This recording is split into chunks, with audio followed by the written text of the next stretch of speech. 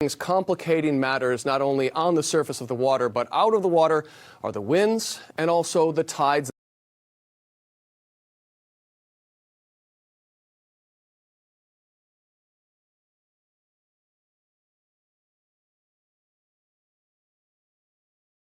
At the moment, with a full moon, are exaggerated, so we get higher than high normal tides and lower than low normal tides, and so that is going to create some currents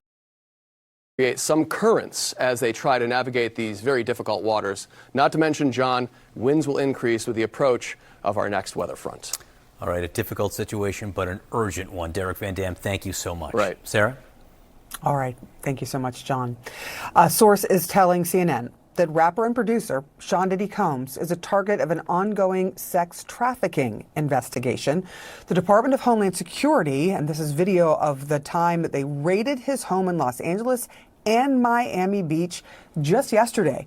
The raids come after months of controversy and civil lawsuits surrounding the rapper. He is facing at least 4 lawsuits that include allegations of rape. Joining me now is writer and communications strategist Jamila Lemieux. She is also the former senior editor of Ebony. Jamila, can you first just tell us, how did we get to the point where there are raids happening at 2 of Sean Diddy Combs' properties, one in LA, one in Miami? Well, the ball all started rolling when Diddy's former partner and former artist Cassie hit him with a devastating suit at the end of last year. And he settled for an undisclosed amount of money the very next day. And that set off a series of events where other people started coming forward and saying they had been victimized by him. One of the lawsuits alleged sex trafficking. The Cassie lawsuit alleged sex trafficking. And so now it seems that there's been a serious inquiry into that. Because of your role, at Ebony, and because of your role looking at the culture here, have some of these things been sort of whispered about or surrounding Sean Diddy Combs for a long time now?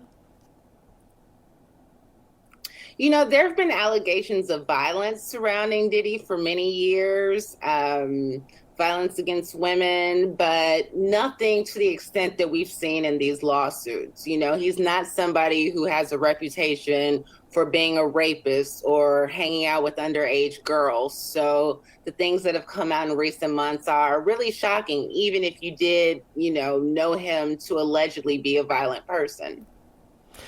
Give us some sense of his place in society, in culture, in the rap culture, and his power. Diddy is an icon.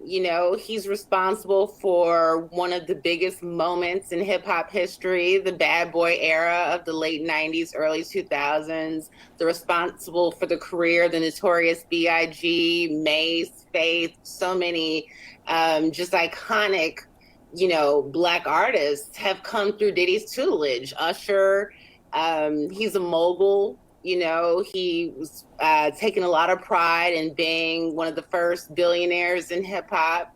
And for many years, he was beloved by a lot of people, and there have always been talks about shady business deals and, whispers amongst folks in the industry about violence against women. But again, I don't think anybody was expected for the sort of allegations that he's facing now. Maybe facing now. Yeah, and we should mention, there haven't been any charges filed at this point in time, but we do have sources saying that this has something to do with allegations of sex trafficking, and they have already raided 2 of his homes. We have not heard from him or his representatives at this point in time, but right now there have been no charges filed, and we will have to wait and see sort of how this goes forward. But it is never a good thing to have the Homeland Security Department investigators raiding 2 of your homes and taking out items from there. Jamila Lemieux, thank you so much for just giving us a look at who he is, his place in our culture, and what is happening with him right now. Appreciate you. A new hour of CNN News Central starts right now. This is CNN Breaking News. And the breaking news, in just a few minutes, we are expecting an update from the Maryland Department of Transportation on the bridge collapse in Baltimore. The entire Francis Scott Key Bridge is in the Patapsco River. You can see the footage right there, just stunning imagery right now of this large container ship that slammed into a pylon supporting the bridge overnight. At least 7 people are believed to be in the water. There are search and rescue operations underway. There were 2 people who were rescued soon after the collapse. One is fine, one is in serious conditions. Among the missing are said to be members of a construction crew that was doing concrete repair work on the surface of the bridge itself when the cargo ship struck. We just got some new footage in of the damage to the ship itself. You can see the hull just crashed in there of the vessel. This is the bridge. You can see the steel truss bridge, some of the substance there, the bridge in the water.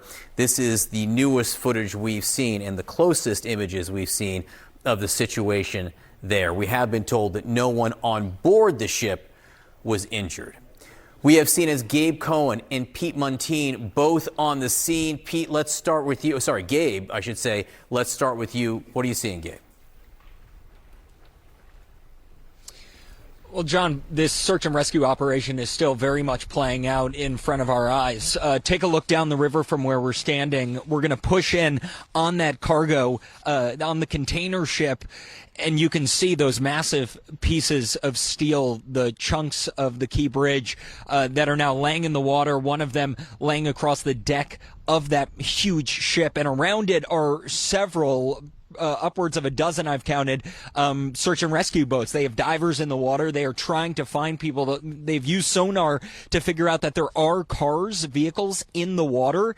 And as you mentioned, they think there could be at least 7 people in the water as well here in the river. And so those crews are very much still trying to find them, even though things grow more bleak and dire by the minute out here several hours after this all began.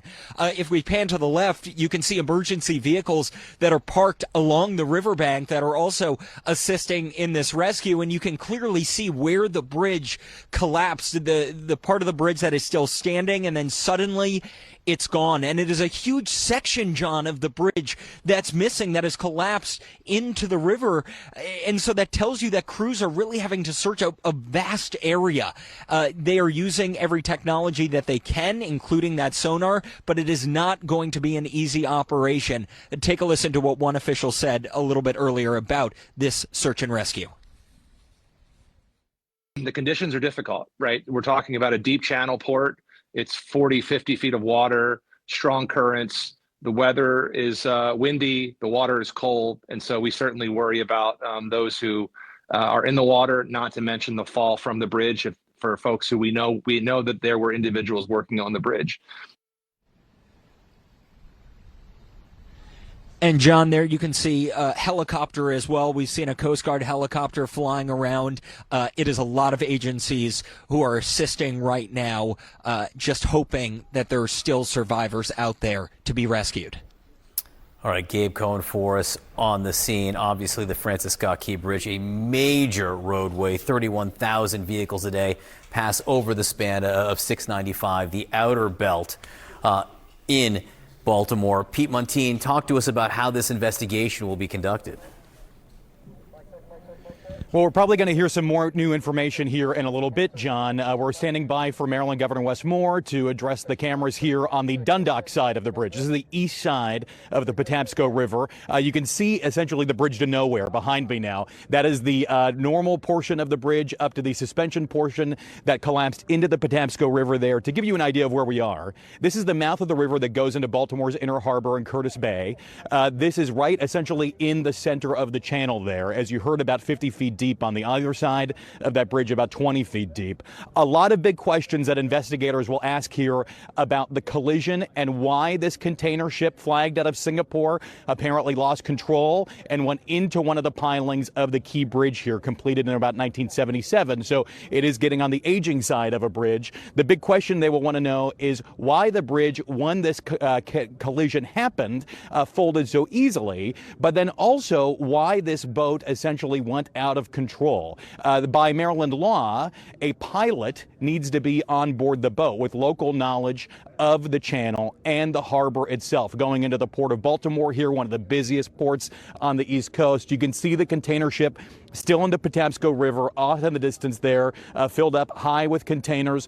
This was going to Sri Lanka. The timeline here is really interesting, and we've been able to interpolate a few different things, not only from maritime tracking data, but also from the surveillance video of this bridge collapse and the moments leading up to it. At 1:25 in the morning, we know that there was a puff of smoke that apparently came from this container ship.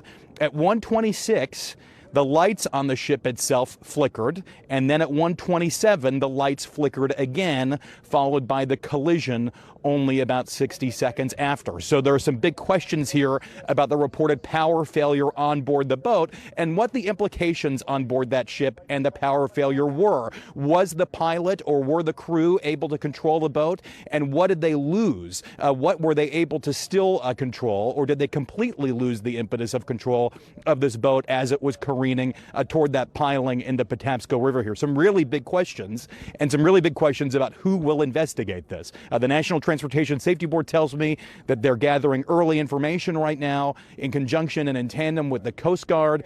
Likely that they will launch an investigation here because there's so many things that they want to know about what led to the collision with that bridge that ultimately collapsed. Really an incredible scene here.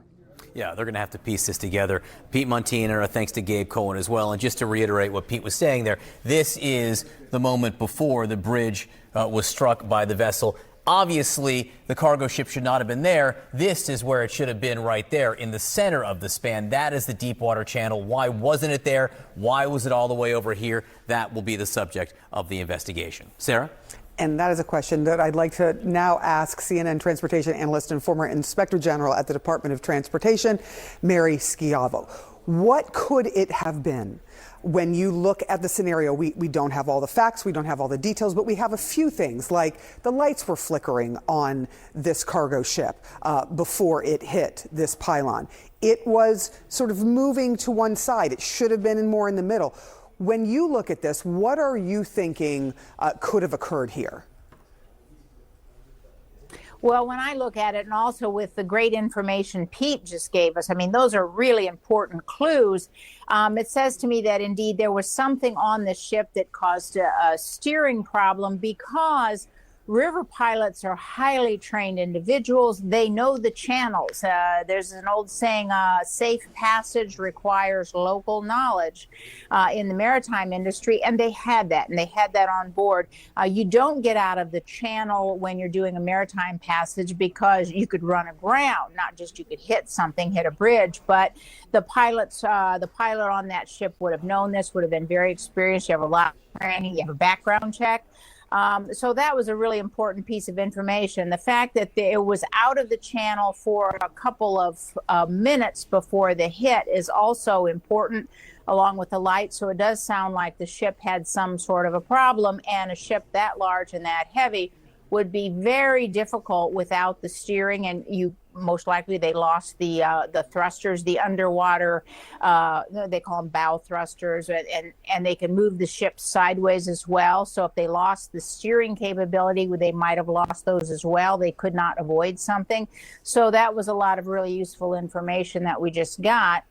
And I think that the NTSB, as Pete said, will be the lead agency, but the Coast Guard works very well, and as does the Maritime Administration. They will be working with them too.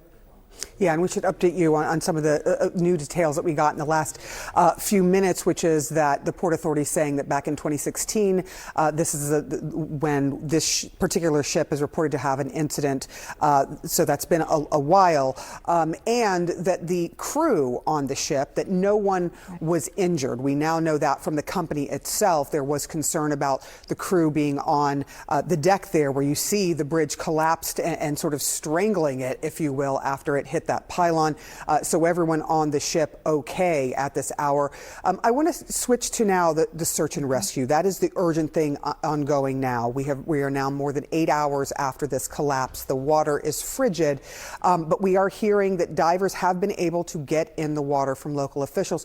What does this look like when you look at the expanse of